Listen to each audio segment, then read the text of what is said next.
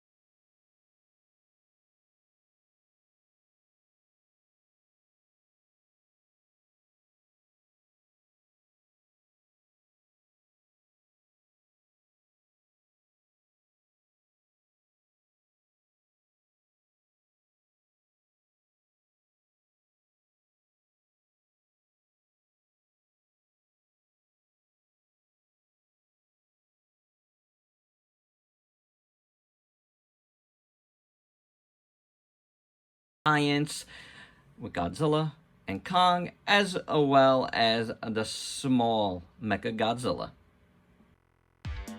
And my final thoughts, I think this is a perfectly fine Mechagodzilla. It actually looks really good. Details are really nice and crisp.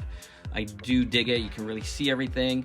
I think my only problem is some of the articulation. I mean, the other Giants don't have it either, but and it's in line with that. But man, it would have been so cool to have more articulation on this thing, especially where the cuts are and where it looks like there should be articulation. It's just not there, and it's just a bummer. I'm not one to complain about things that aren't there, you know, but in this instance, I feel like it's just a missed opportunity to make this super awesome. I guess we're gonna have to wait for an SH Monsters on that, but otherwise I think it's really good. I did have the problem with the excess paint, but I mostly got that off, so it is what it is. Alright, this is a good giant Mechagodzilla. Goes really well with the Kong and Godzilla, and there you go. Alright guys, that's my review. Hope you dug it. Let me know your thoughts below, and if you please like, comment, subscribe, and share. Check me out on Facebook and Instagram. Stay safe. Till next time. Peace out, peeps.